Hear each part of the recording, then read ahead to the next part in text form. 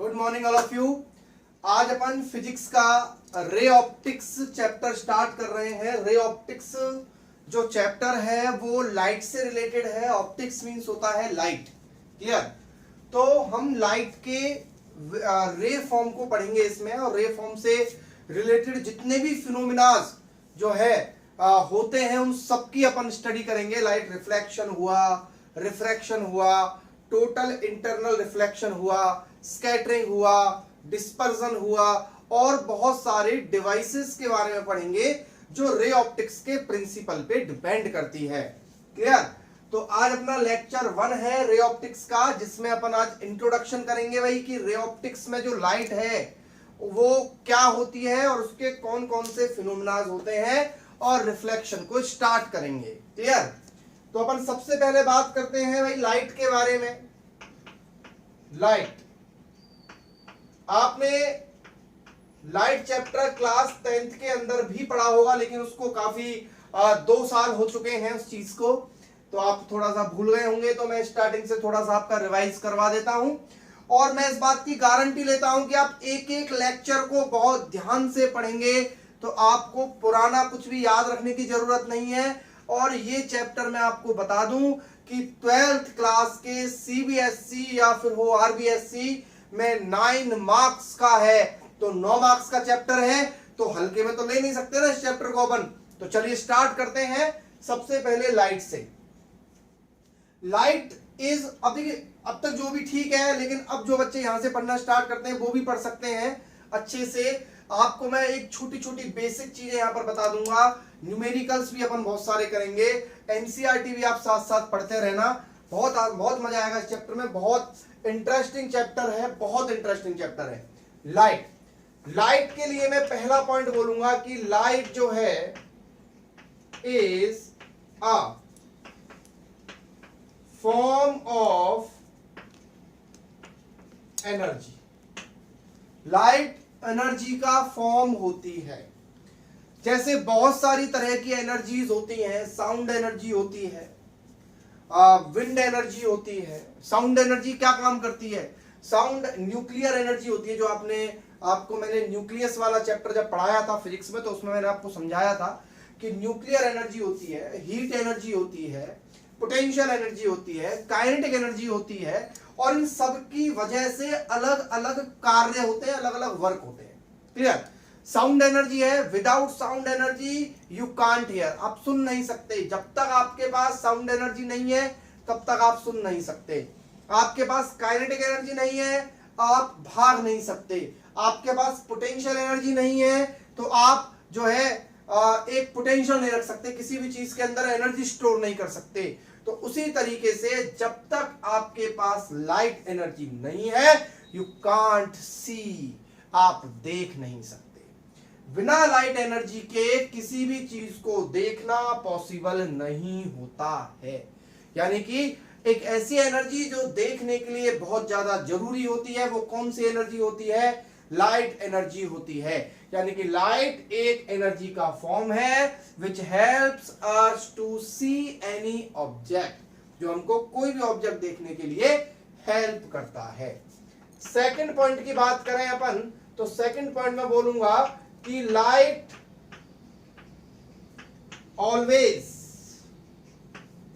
Travels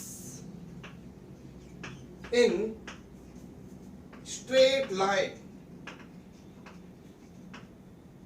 light always travels in straight line. Light हमेशा एक straight, light रे बोलूंगा मैं, लाइट रे। लाइट रे यानी कि एक, लाइट रे को हिंदी में बोले तो प्रकाश की किरण। Light ray always travels in straight line, मतलब लाइट जो है, लाइट की जो रे है वो हमेशा स्ट्रेट लाइन के अंदर ट्रेवल करती है। अब एक छोटा सा एग्जांपल मैं आप लोगों को यहां दिखा रहा हूं कैसे। देखिए ये जो बोर्ड है, ये बोर्ड आप लोगों को दिखाई दे रहा है। क्यों दिखाई दे रहा है? देखिए कोई भी चीज हमको दिखाई कब देती है उस पर हम थोड़ा सा डिस्कस कर लेते हैं। इस रूम में बल्ब लगे हुए हैं, उन बल्ब का जो उजाला है, बल्ब का जो लाइट है, वो बल्ब की लाइट पड़ रही है इस बोर्ड पे। क्लियर? और यहां से वो लाइट हो रही है रिफ्लेक्ट। इस बोर्ड पे लाइट पड़ रही है और यहां से वो लाइट हो रही है रिफ्लेक्ट, और वो लाइट रिफ्लेक्ट होकर अब वो बन चुकी है बोर्ड की लाइट। वो बोर्ड पे लाइट पड़ रही है और इस बोर्ड की जो लाइट है वो रिफ्लेक्ट होकर आपकी आंखों पे आ रही है और आप इस बोर्ड को देख पा रहे हो। क्लियर? अब मैं ऐसे खड़ा हुआ हूं, मैं इस बोर्ड को नहीं देख पा रहा हूं, तो क्या मैं बोर्ड को नहीं देख पा रहा हूं तो क्या इसका मतलब ये है कि लाइट जो है बोर्ड पे नहीं पड़ रही है? नहीं सर, बोर्ड पे तो लाइट पड़ रही है। तो फिर मैं बोर्ड को क्यों नहीं देख पा रहा हूं? क्योंकि मैं बोर्ड की डायरेक्शन में नहीं खड़ा हूं, क्योंकि लाइट स्ट्रेट लाइन में ट्रेवल करती है ना, और मैं इसकी स्ट्रेट लाइन में नहीं खड़ा हूं, इसलिए मुझे ये बोर्ड दिखाई नहीं दे रहा है। अगर मैं ऐसे खड़ा हो जाता हूं तो ये बोर्ड मुझे दिखाई दे रहा है, क्योंकि अब बोर्ड की स्ट्रेट लाइन में मेरी आंखें हैं। क्योंकि बोर्ड से चलने वाली लाइट हमेशा स्ट्रेट लाइन में ट्रेवल करती है। अगर लाइट स्ट्रेट लाइन में ट्रेवल नहीं करती तो आज आप लोग अपने घरों पे बैठे हुए हो, मैं अपने घर पे पढ़ा रहा हूं, तो आज मैं आप लोगों को देख पाता, क्योंकि आपकी लाइट कहीं ना कहीं गलियों में से होते हुए मेरी आंखों तक पहुंच जाती, लेकिन नहीं पहुंच पा रही है, इसलिए मैं नहीं देख पा रहा हूं। क्यों? Because light travels in always straight line. Light हमेशा स्ट्रेट लाइन में ही ट्रेवल करती है। दिमाग में घुसाइए, लाइट हमेशा स्ट्रेट लाइन में ट्रेवल करती है, इसलिए अगर आप किसी चीज की डायरेक्शन में खड़े हुए हो तो आपको वो चीज दिख जाएगी। जैसे मुझे बोर्ड दिखाई नहीं दे रहा है, क्यों दिखाई नहीं दे रहा है? क्योंकि मैं इसकी स्ट्रेट लाइन में नहीं खड़ा हुआ हूं। क्लियर? थर्ड अगर मैं पॉइंट की बात करूं, थर्ड पॉइंट की बात करूं कि भाई लाइट की जो स्पीड है, the speed of light, the speed of light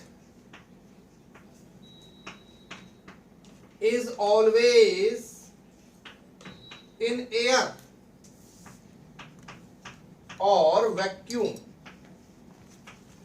is 3 into 10 to the power 8 metre पर सेकेंड। लाइट की जो स्पीड है वो एयर में ले लो चाहे वैक्यूम में ले लो, वो हमेशा कितनी होती है? 3 into 10 to the power 8 metre पर सेकेंड होती है। और अगला पॉइंट बहुत इंपॉर्टेंट है, वो याद रखना कि the speed of light is different in different medium. जैसे जैसे मीडियम बदलता जाएगा लाइट की स्पीड भी बदलती चली जाएगी।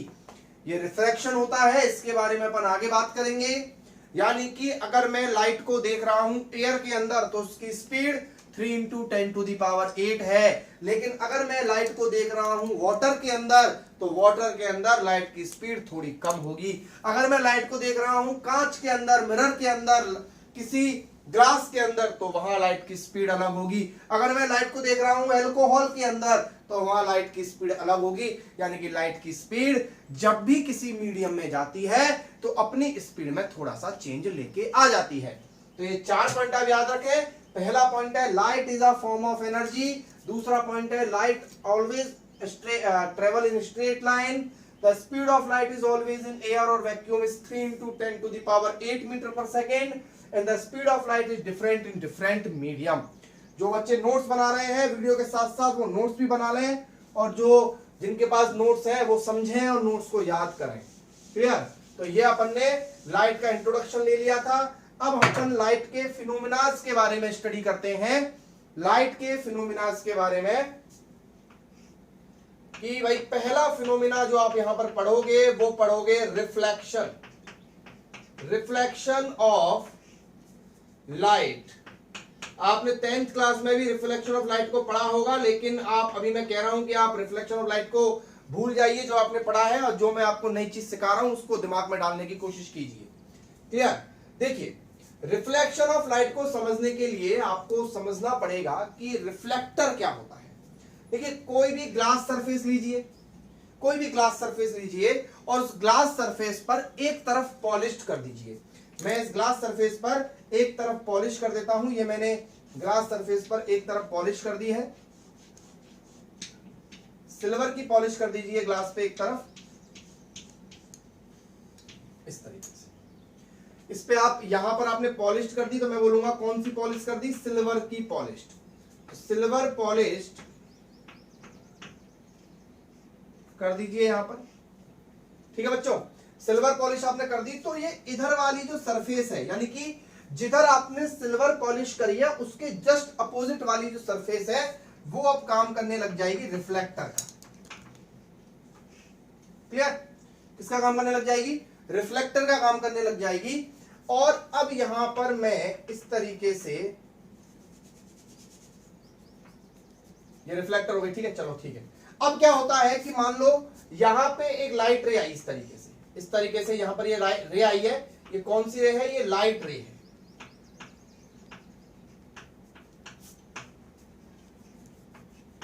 कौन सी रे है बच्चों? ये लाइट रे है। अब लाइट रे आएगी तो सिंपल सी बात है, देखिए यहां तो आपने पॉलिश कर रखी है तो लाइट इधर तो क्रॉस तो हो नहीं सकती ना, क्योंकि आपने क्या किया, उस ग्लास सरफेस पे पॉलिश कर दी। तो लाइट आएगी और आकर सीधे यहीं से इस तरीके से बेंड हो जाएगी, चली जाएगी ऊपर की तरफ यूं, ठीक है। दूसरी लाइट रे आएगी यहां से इस तरीके से, मान लो दूसरी लाइट आई इस तरीके से तो वो भी ऐसे चली जाएगी। तीसरी लाइट रे आई इस तरीके से तो वो भी इस तरीके से चली जाएगी। क्लियर? तो लाइट रे इस तरीके से आएगी और इस तरीके से वापस चली जाएगी। क्लियर? समझ गए बात को? अब यहां पर मैं आपको एक छोटी सी, आप समझ गए बात को भाई कि लाइट रे जो है वो क्रॉस क्यों नहीं हो पा रही है? क्योंकि आपने पॉलिश की हुई है। तो अब बात करते हैं कि भाई लाइट रे इस तरीके से आ रही है, ये वापस में बना देता हूं, ये पॉलिश्ड सरफेस है, मैं नीचे इसको ऐसे कर देता हूं तो आप समझ जाना कि भाई पॉलिश्ड हो चुकी है, ये रिफ्लेक्टर है। अब देखिए किसी भी सरफेस पर, चाहे वो सरफेस मेरे हाथ की हो, चाहे वो डस्टर की हो, चाहे वो बुक की हो, चाहे वो किसी भी चीज की सरफेस हो, उस पर एक इमेजिनरी लाइन होती है, ठीक है। उस इमेजिनरी लाइन को अपन बोलते हैं नॉर्मल। क्या बोलते हैं बच्चों? नॉर्मल बोलते हैं। यानी कि मैं यहां पर एक इमेजिनरी लाइन इस तरीके से बना देता हूं जिसको अपन क्या बोलेंगे बच्चों? नॉर्मल बोलेंगे। ये लाइन हो जाएगी नॉर्मल। क्लियर? अब इस नॉर्मल का काम क्या है? सर ये इमेजिनरी लाइन क्यों? ये ध्यान रखना, ये लाइन हमेशा परपेंडिकुलर होती है। जिस सरफेस का नॉर्मल आप ले रहे हो वो उसके परपेंडिकुलर होगी। जैसे मैं आपको समझा देता हूं थोड़ा सा कि मान लो कि ये मेरे पास एक बुक है, ठीक है, और इस बुक पे मान लो कि ये बुक ऐसे है, ठीक है, तो इसके परपेंडिकुलर लाइन हो जाएगी ऐसे यहां पे। तो आप इमेजिन करो, मन में सोचो कि एक लाइन है यहां पे, देखो मन की आंखों से देखो। क्लियर? इसको ऐसे कर दिया तो वो लाइन ऐसे हो जाएगी, परपेंडिकुलर होनी चाहिए। ऐसे कर दिया तो वो लाइन ऐसे हो जाएगी, ऐसे कर दिया तो वो लाइन ऐसे हो जाएगी। क्लियर है? यानी कि सरफेस के परपेंडिकुलर एक इमेजिनरी लाइन होती है जिसको अपन बोलते हैं नॉर्मल। काम क्या है इसका जो नॉर्मल है, ये आपने क्यों बनाया सर? क्योंकि देखिए जब लाइट आई इस तरीके से, ठीक है, जब लाइट आई इस तरीके से तो ये लाइट कितने एंगल पर आई? तो इस एंगल को मेजर करने के लिए, भाई इस एंगल पे आई। अब ये से लाइट आई तो हमको कैसे पता लगा कितने एंगल पर आई? क्लियर है? तो इस एंगल को मेजर करने के लिए एक नॉर्मल बनाया जाता है जो सरफेस के परपेंडिकुलर होता है। और लाइट फिर ऐसे चली गई तो ये भी पता लग गया कि भाई कितने एंगल पर लाइट गई। समझ गए बात को? नॉर्मल हमेशा सरफेस के परपेंडिकुलर होता है। एंड अब मैं आपको बोलूंगा भाई नॉर्मल की डेफिनेशन कभी कभार, जैसे मान लो, वैसे नहीं पूछा जाएगा लेकिन अगर मान लो एग्जाम में पूछ ली तो सर अपन क्या लिखेंगे? तो normal is an imaginary line which is perpendicular to the surface and it is used to measure the angles. ये एंगल्स मेजर करने के काम आती है। ये जो लाइट आई है इस लाइट को बोलते हैं अपन incident light. Incident light ray या इंसिडेंट रे, ठीक है। और ये जो लाइट गई है this is called reflected ray. ये रिफ्लेक्टेड रे है, ये आपको पता है, ये आपने क्या लिखा है? This is called reflector. ये आपकी नीचे वाली पॉलिश्ड सरफेस है, दिस इज कॉल्ड नॉर्मल। इसको मैं बोल देता हूं आई।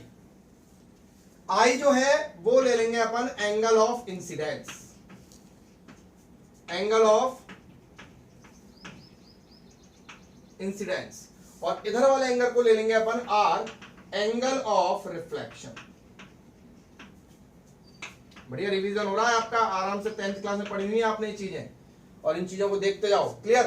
तो ये आपका रिफ्लेक्शन हो गया। रिफ्लेक्शन का मतलब क्या होता है कि लाइट आई, टकराई और वापस चली गई। मतलब when an light ray is incident on a reflector surface, when any light ray incident on a reflecting surface and after reflection it sent back वापस चली गई, after reflection it sent back in the same medium, मतलब air से आई air में चली गई, in the same medium। Medium कब change होता है सर? मीडियम का मतलब होता है जहां पे पार्टिकल्स चेंज हो जाते हैं, यानी कि आज मैं एयर में हूं, अब मैं कल वाटर में हूं, तो वाटर में क्या है, मेरे आसपास का एनवायरनमेंट चेंज हो गया, पार्टिकल्स चेंज हो गए। तो जहां पार्टिकल्स चेंज हो जाते हैं उसको अपन बोलते हैं कि मीडियम चेंज हो गया। क्लियर? तो एंगल ऑफ इंसिडेंस और एंगल ऑफ रिफ्लेक्शन समझ गए आप, यानी कि पहले मैं आपको रिफ्लेक्शन की डेफिनेशन बता रहा था कि when any light ray incident on a reflecting surface after reflection it sent back in the same medium, then it is called reflection of light। clear? and angle of incidence क्या होता है, यानी कि the angle made by normal and incident ray is called angle of incidence and the angle which is made by normal and reflected ray is called angle of reflection। clear? तो ये सारी चीजें, normal की definition मैंने आपको बताई थी। Normal क्या होता है, अगर आप लिखना चाहें तो लिख लें अपनी कॉपी में। Normal is an imaginary line which is perpendicular to the reflecting surface and it is measured to angles। चलिए, तो ये अपना इंट्रोडक्शन था रिफ्लेक्शन ऑफ लाइट का। हाँ भाई, नेक्स्ट है लॉज ऑफ रिफ्लेक्शन, रिफ्लेक्शन के नियम। ठीक है भाई, हर चीज जो भी फिनोमेना आज अपन देखते हैं इस एटमॉस्फेयर में या फिर कहीं भी, ठीक है, उन सबके कोई ना कोई नियम होते हैं। ऐसा नहीं कि बिना नियम के कोई भी चीज हो रही है, हर चीज का कोई ना कोई नियम होता है। ठीक है, तो ये इंसिडेंट रे है, आपको पता है। ठीक है, ये आई है, ये आर है, ये रिफ्लेक्टेड रे है। तो ठीक है, तो लॉ फर्स्ट सबको पता होगा, 10th क्लास में पढ़ा हुआ है, कि फिर भी एक बार रिवीजन, पहला लेक्चर है ना, तो इंट्रोडक्शन चल रहा है अपना। तो लॉ फर्स्ट, यानी कि यहां पे जो आपको एंगल ऑफ इंसिडेंस आई दिखाई दे रहा है और यहां पर आपको एंगल ऑफ रिफ्लेक्शन आर दिखाई दे रहा है। क्लियर? अब अपन बात करते हैं कि पहला लॉ अपना क्या है। तो पहला लॉ में लिखना हूं, यहां पर पहला लॉ है कि the incident ray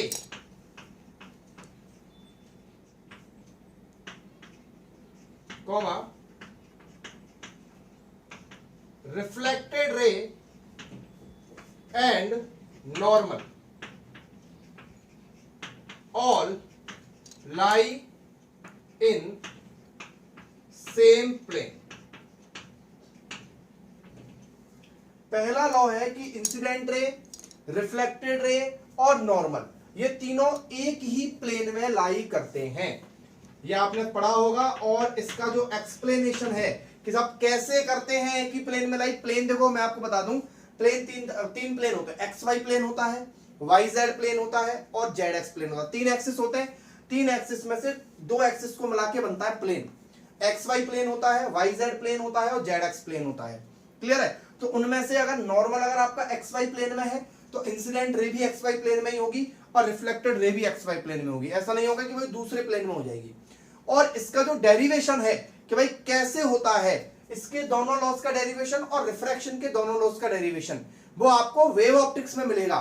wave optics जब अपन पढ़ाएंगे तब आप इनका डेरिवेशन में आपको याद दिला दूंगा कि हाँ सर हमने वो लॉ दो पढ़े थे, उनका डेरिवेशन भाई कैसे होता है, इसको एक्सप्लेन करो। तो उस चैप्टर में अपन इसको पढ़ेंगे, क्योंकि इन दोनों ये लॉस कहां से आए, इसका जो डिस्क्रिप्शन है वो वेव में हाइगन ने दिया था। एक साइंटिस्ट थे जिनका नाम था हाइगन, उनकी थ्योरी आपको पहले पढ़नी पड़ेगी, तब जाके आप इनके डेरिवेशन के बारे में सीखोगे। तो अभी तो अपन केवल 10th बेसिस पर इसको याद कर लेते हैं कि इंसिडेंट रे, रिफ्लेक्टेड रे और नॉर्मल तीनों एक ही प्लेन में लाई करते हैं। और दूसरा लॉ है कि the angle of incidence, the angle of incidence and angle of reflection are always equal. यानी कि ये जो एंगल आई है और एंगल आर है ये हमेशा आपस में इक्वल होते हैं। क्लियर है? एंगल आई और एंगल आर हमेशा आपस में इक्वल होते हैं। तो आपने दो लॉ पढ़ लिए। पहला लॉ क्या है? रिफ्लेक्टेड रे, इंसिडेंट रे और नॉर्मल तीनों एक ही प्लेन में लाई करते हैं। और दूसरा क्या है कि एंगल ऑफ इंसिडेंस और एंगल ऑफ रिफ्लेक्शन हमेशा इक्वल होते हैं। क्लियर? चलिए नेक्स्ट इसके बाद बात करते हैं अपन। एक क्वेश्चन लेता हूं सब, ठीक है? एक क्वेश्चन है,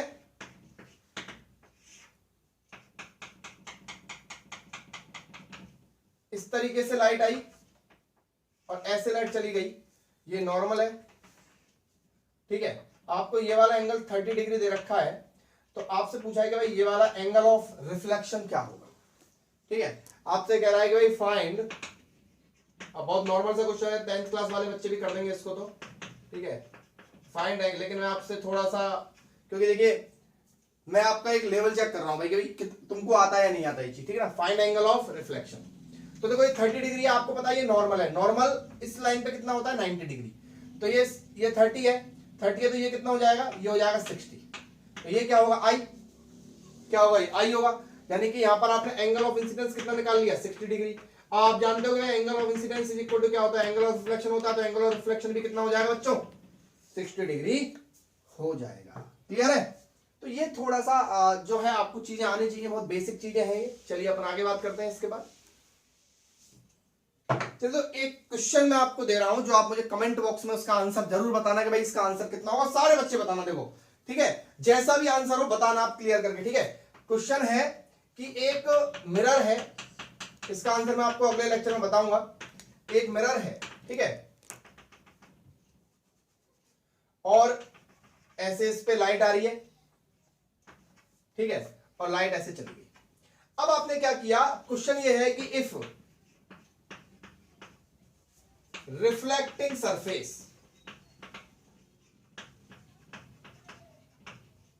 रिफ्लेक्टिंग सरफेस कौन सी है? ये वाली, ठीक है? If reflecting surface is moved by angle theta, अगर मैं इस रिफ्लेक्टिंग सरफेस को थीटा एंगल से घुमा दूं, देन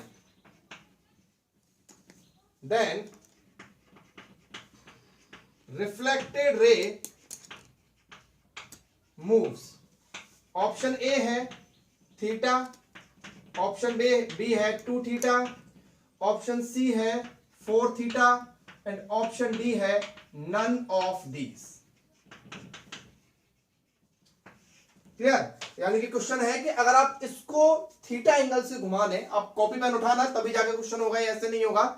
अगर मैं इसको थीटा एंगल से घुमा दूं तो रिफ्लेक्टेड रे जो है वो कितने एंगल से घूम जाएगी, आपको ये बताना है। और इसका आंसर आप मुझे जो है कमेंट बॉक्स में बताना। जिन जिन बच्चों ने कमेंट बॉक्स में आंसर दे दिया, मैं समझ जाऊंगा कि उन बच्चों ने इस लेक्चर को देख लिया है और क्वेश्चन को करने की कोशिश की है। क्लियर? चलिए तो अपन नेक्स्ट बात करते हैं इमेज फॉर्मेशन के बारे में। अच्छा, इमेज फॉर्मेशन से पहले मैं आपको ये समझा दूं कि मिरर क्या होता है। मिरर क्या होता है? एक्चुअली देखो, मिरर क्या होता है, किसी भी ग्लास सरफेस पर अगर एक तरफ आप पॉलिश कर दो तो दूसरी तरफ से वो रिफ्लेक्टर बन जाता है, and that is called mirror. Mirror घर में भी होते हैं जिसमें आप अपना फोटो देखते हैं। क्लियर है? तो मिरर तो वो चीज हो गई। अब मिरर क्या, कितने तरह के होते हैं? मिरर होते हैं मेनली 2 तरह के। एक तो होता है प्लेन मिरर और एक होता है बच्चों स्फेरिकल मिरर।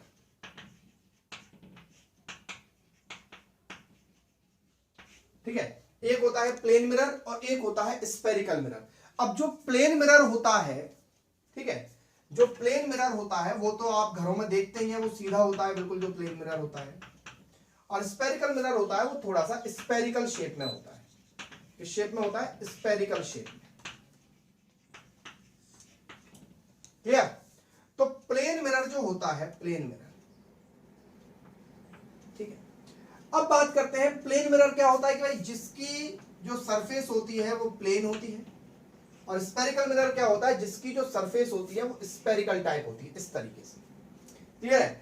फिर स्फेरिकल मिरर 2 तरह के होते हैं, 10th क्लास में पढ़ा है अपन ने। एक होता है कॉनकेव और एक होता है कॉन्वेक्स। एक होता है कॉनकेव मिरर और एक होता है कॉन्वेक्स मिरर। सबके बारे में डिटेल में पढ़ने वाले हैं, 12th क्लास है ना, सब कुछ डिटेल में पढ़ेंगे अपन, ठीक है। तो सबसे पहले मैं बात करता हूं प्लेन मिरर की। तो प्लेन मिरर से मैं बात करता हूं कि भाई image formation by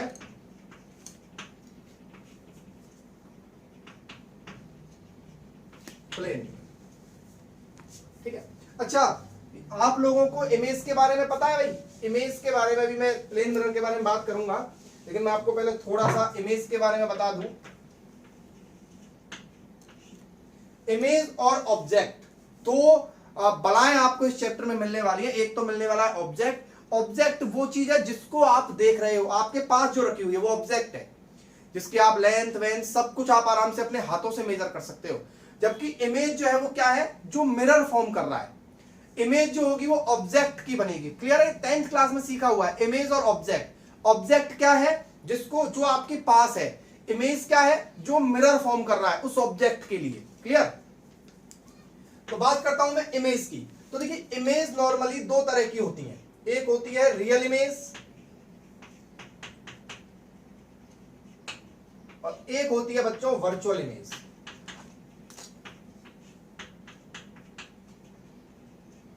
real image का मतलब ये नहीं है कि भाई रियलिटी में कोई चीज बाहर निकल के आ जाएगी कांच के अंदर से, ऐसा कुछ भी नहीं है।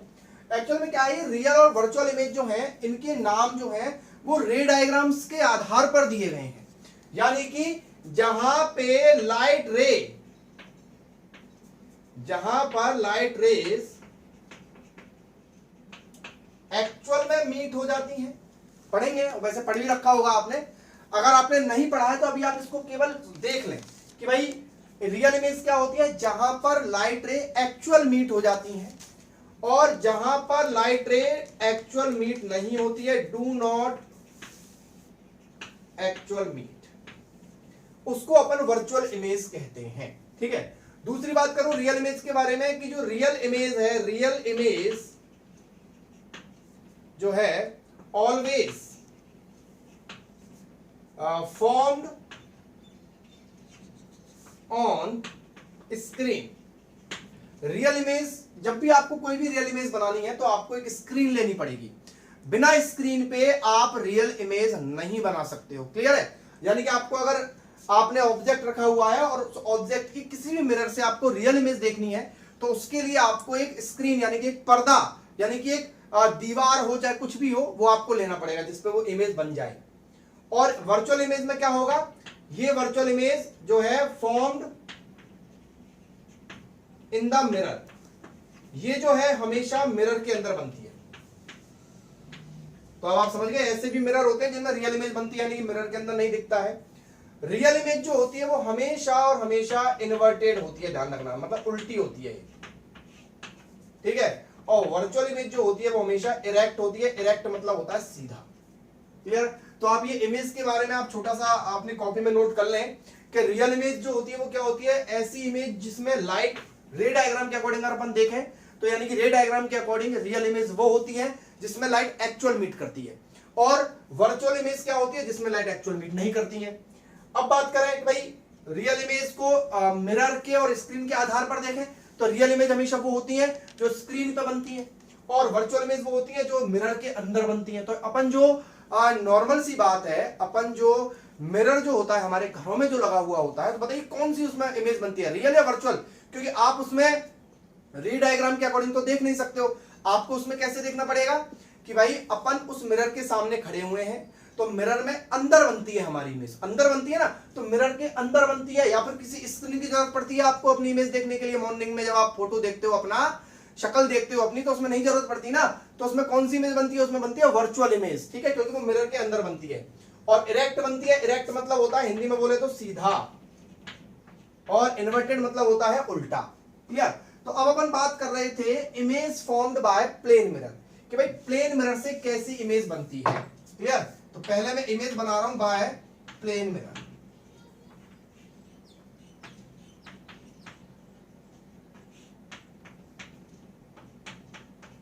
ठीक है। तो बाय प्लेन मिरर, तो सबसे पहले अपन बात करते हैं प्लेन मिरर की। ये अपना प्लेन मिरर है। ठीक है। तो इस प्लेन मिरर के सामने जो इमेज बनेगी उसके कैरेक्टरिस्टिक्स लिख दूंगा मैं,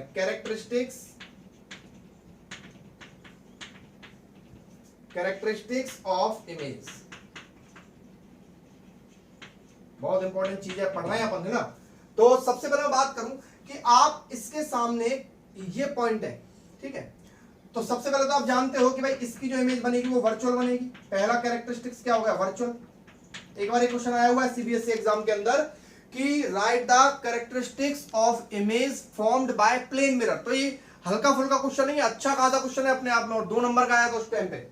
तो वर्चुअल और वर्चुअल इमेज हमेशा कैसी होती है, इरेक्ट। तो 2 कैरेक्टरिस्टिक्स क्या हो गए, अब आप ढंग से लिखना एग्जाम में लिखो जब कि the image is virtual, image is erect. और तीसरी बात अपन करें तो देखिए आपने यहां पर एक पॉइंट रखा हुआ है, ये पॉइंट इतनी डिस्टेंस पर है, तो मिरर के अंदर भी ये पॉइंट इतनी डिस्टेंस पर बनेगा ना। जैसे आप बहुत बार खेलते भी होंगे अपने घरों पे ऐसा कि आप मिरर के सामने खड़े हुए हैं, तो आप पास आते जा रहे हैं तो वो इमेज भी पास आती जा रही है, आप दूर जाते जा रहे हैं तो वो इमेज भी दूर जाती जा रही है। यानी कि क्या है, यानी कि same distance as object, same distance as object. Fourth point की बात करें अपन, देखिए फोर्थ पॉइंट की बात करें, जैसे मान लो आपने ये स्फीयर बनाया तो ये स्फीयर भी इतना ही बड़ा बनेगा। ऐसा तो नहीं है ना भाई कि आप जो है बहुत मोटे हो और उसमें बहुत पतले दिखाई दे रहे हो, या फिर आप बहुत पतले हो उसमें आप बहुत मोटे दिखाई दे रहे हो, नहीं, सेम साइज बनता है। यानी कि इमेज जो होती है वो कैसी बनती है, सेम साइज की, same size as object. Clear. And the fifth point is, देखो आपने P लिखा तो वो P आपको ऐसा दिखाई देगा, ऐसा करके, तो इसको बोलते हैं लेटरली इन्वर्टेड, लेटरली इन्वर्टेड। यानी कि इमेज जो होती है वो कैसी होती है, लेटरली इन्वर्टेड। का मतलब क्या होता है, लेटरली इन्वर्टेड का मतलब होता है लेफ्ट जो होता है वो राइट दिखता है और जो राइट होता है वो लेफ्ट दिखता है। क्लियर है, इसको बोलते हैं लेटरली इन्वर्जन। तो अब आप समझ गए बात को। यानी कि प्लेन मिरर से बनने वाली जो इमेज होती है उनके 5 कैरेक्टरिस्टिक्स होते हैं। पहली वर्चुअल होती है, इरेक्ट होती है, same distance as object, same size as object and laterally inverted होती है। तो ये अपना खत्म होता है इमेज जो है formed by the plane mirror. अब अपन जो कल लेक्चर बनने वाला है अपना, उसमें अपन जो है पढ़ेंगे स्फेरिकल मिरर के बारे में, और स्फेरिकल मिरर से रिफ्लेक्शन देखेंगे, उससे इमेज फॉर्मेशन देखेंगे। अब जो 10th क्लास में आपने जिन चीजों को डायरेक्टली याद किया था उनके डेरिवेशंस आने वाले हैं, हर चीज का एक डेरिवेशन आएगा। तब तक के लिए ये इंट्रोडक्शन को अच्छे से देख लेना, समझ लेना, क्योंकि जब तक आप किसी भी चीज का बेसिक आपको पता नहीं होता है तब तक उस चैप्टर को पढ़ने में मजा नहीं आता है। और अगर आपको चैप्टर मजे से पढ़ना है तो इंट्रोडक्शन। Thank you.